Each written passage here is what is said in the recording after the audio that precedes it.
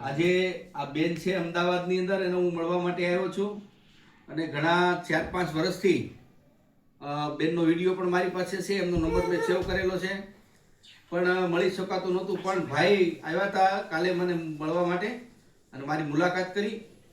મુલાકાત કર્યા પછી આજે બને કે બાપુ તમે મને મળીને જ જાઓ, એટલે ખરેખર હું બેનને મળવા આવ્યો છું.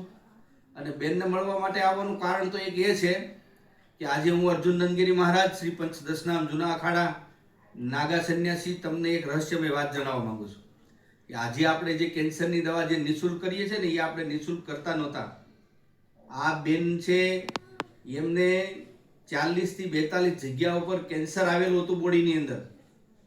અને પછી અહીંયા એક માતાજી છે, એમણે સંપર્ક કર્યો મારા સુધી અને આજથી 3, 3.5 કે 4 વર્ષ આસપાસ એ ત્યાં મારે ત્યાં ઔષધાલય દવા લેવા માટે આવેલા. ત્યારે મેં એમને કીધું કે ભાઈ આ કેન્સર થઈ ગયું છે અને કેન્સરની દવા કોઈ સામાન્ય વસ્તુ નથી, મોંઘી દવા હોય છે, તમે નહીં પહોંચી શકો. તો એમણે ત્યારે એવું કીધું બાપુ તમે બસ મને ખાલી ઉપચાર સમજાવો.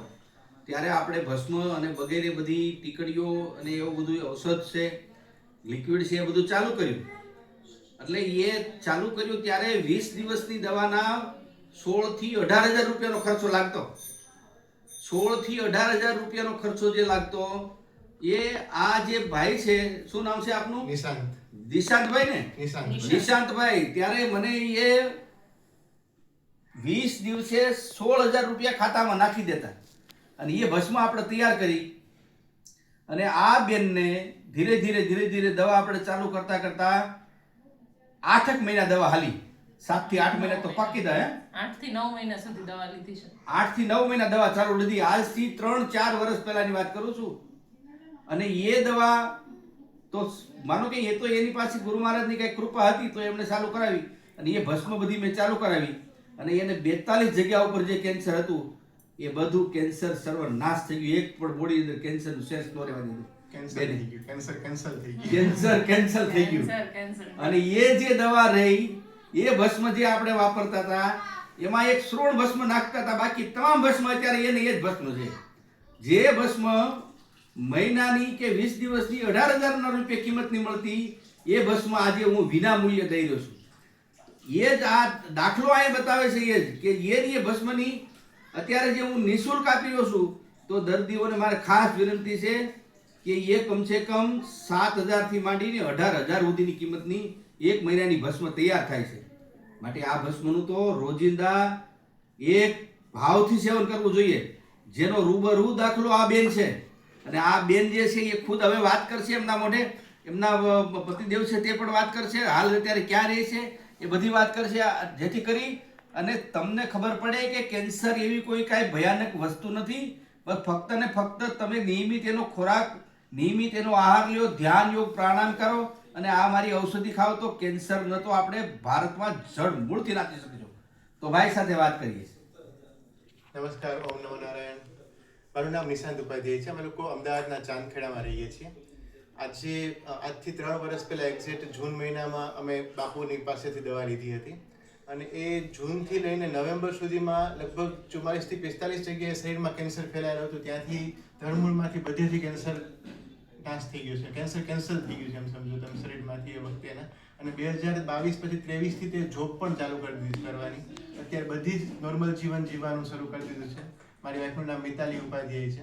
કાલે મારી મુલાકાત કરી હતી ભાઈ, કાલે મુલાકાત કરી હતી. અમે તો છેલ્લા 4 વર્ષથી મળ્યા પણ નહોતા, વિડીયો કોલમાંથી માધ્યમથી વાત કરતા હતા અને ત્યારે તો બેન માથેથી વાળ ઉતરી ગયેલા અને બધું એવું હતું. શું નામ છે બેન તમારું? મિતાલી ઉપાધ્યાય છે મારું નામ.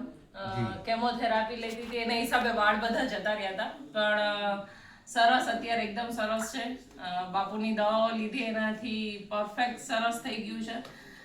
ડોક્ટરોએ ના પાડી દીધી હતી કે કાંઈ થઈ શકે એમ નથી, પણ ભગવાનની દયા કે આપણને સાચો માર્ગ દેખાડી દીધો અને ટાઈમે બધું મળી ગયું છે. જીવન લખ્યું હતું બાપુને જસ જીવનમાં લખ્યું હશે ભગવાને અને બાપુને જસ રીતે ટાઈમે મળી ગયું મને બધું. બાપુને જસ મળવાનો. તમને કોઈ વ્યક્તિ મળી છે કે જેના હિસાબે તમને સારું થઈ જાય તો બાપુ મને ટાઈમે મળી ગયા અને ટાઈમે એમની દવાઓ મળી ગઈ અને દવાઓથી મને એકદમ સારું થઈ ગયું છે અને અત્યારે કોઈ પણ જાતની દવાઓ નથી ચાલતી.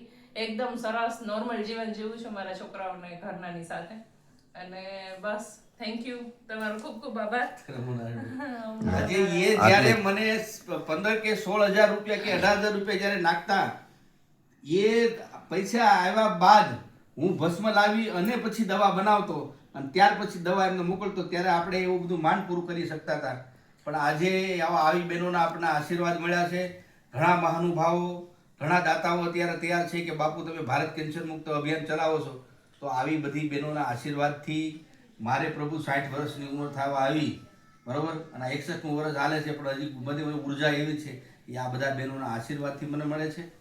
બીજું કે બેન, મારે કેન્સરના દર્દીઓને હું કમસે કમ 1500 થી 2000 દર્દીઓના આસપાસની દવા નિઃશુલ્ક આપું છું. તો એ કેન્સરના દર્દીઓને કંઈક સારો એવો મેસેજ છોડો જેથી વ્યવસ્થિત ટાઈમ ટાઈમ દવા પીવે. બસ ટાઈમે દવા લેજો. કદાચ ક્યારેક એવું થશે કે ના નથી લેવું, કે કંટાળો આવે, કે આશા છોડી દો, પણ એવું આશા ન છોડતા એક વિશ્વાસથી દવા લેજો. અને વિશ્વાસે દુનિયા તરી જાય છે.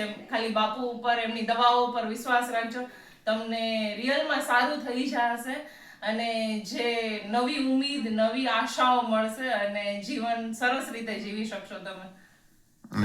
અને એમને બીજું બાપુ ખાસ કે મફત મળે છે ને એટલે એની કદર કરો. હા, પૈસા થતા હતા એટલે કદર હતી. રહીએ છીએ, કોઈને પણ મળવું હોય તો આવી શકે છે અહીં પણ.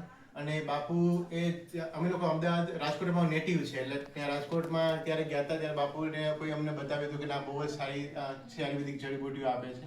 એટલે ત્યાંથી એની સાથે સંપર્કમાં આવ્યા અને પછી જે દિવસે ત્યાંથી લીધી દવા, ત્યારથી શરૂ કરીને આજ સુધીમાં તમે જુઓ તો એક મીન્સ કે આનામાં જે ઉર્જા જોઈએ છે ને અમે કે ભાઈ એ આયુર્વેદ એટલે કે આપણું જે પુરાતન શાસ્ત્ર છે એ કેટલું મહાન છે એનું અમને એક તો દેખાડું આમાં કે જ્યારે ડોક્ટરોએ 3 મહિનાનો ટાઈમ આપી દીધો હતો.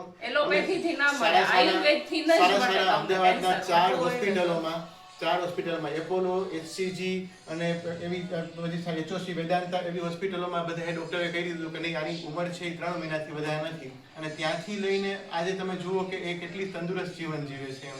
એટલે કે એક ચમત્કાર છે જે આયુર્વેદ સિવાય કોઈ ના કરી શકે એમ. અને એમાં એક બાપુનું જે જ્ઞાન છે એને લીધે આ શક્ય બન્યું છે. એના માટે અમે લોકો જેટલું એને પ્રણામ કરીએ એટલું ઓછું છે. એના આશીર્વાદ અમારા ઉપર છે, એના માટે અમે ખૂબ ઋણાનુબદ્ધ છીએ એના માટે. જી. બાકી બધું અત્યારે બરોબર છે ને? આજે 3-4 વર્ષે તમારી મુલાકાત કરી અને મને પણ બહુ આનંદ થયો કે જડીબુટીના સહારે તમે આયુર્વેદિકની પદ્ધતિથી ખાનપાન અને ધીરજથી જે કેન્સરને વટાડ્યું. તો મારી આશા એવી છે કે જે રીતે આ બેને 8 મહિના ધીરજ રાખી એવા બધા ધીરજ રાખે અને જે કેન્સર મુક્ત અભિયાન આપણે ચલાવીએ છીએ એની અંદર બધાનો સાથ અને સહયોગ મળે. પણ હું અર્જુન નંદગીરી મહારાજ નાગા સંન્યાસી આપને એક વાત એ જ કહેવા માંગુ છું કે હું કોઈ એસીવાળા રૂમની અંદર કે એસીવાળી ગાડીમાં ફરવા માટે મેં સંન્યાસ ધારણ નથી કર્યો. હું ફક્ત ને ફક્ત રાત દિવસ સખત મહેનત કરીને કેન્સર ભારત મુક્ત અભિયાન ચલાવવા માટે થઈને ઘર સુધી દર્દી સુધી પહોંચું છું. એ જ મારું તપ છે, એ જ મારું ધ્યાન ને એ જ મારો યોગ છે. આ બધી મારી મહાકાલની કૃપા છે, એની કૃપાથી બધું થાય. ગુરુ મહારાજની કૃપા. નમો નારાયણ, નમો નારાયણ.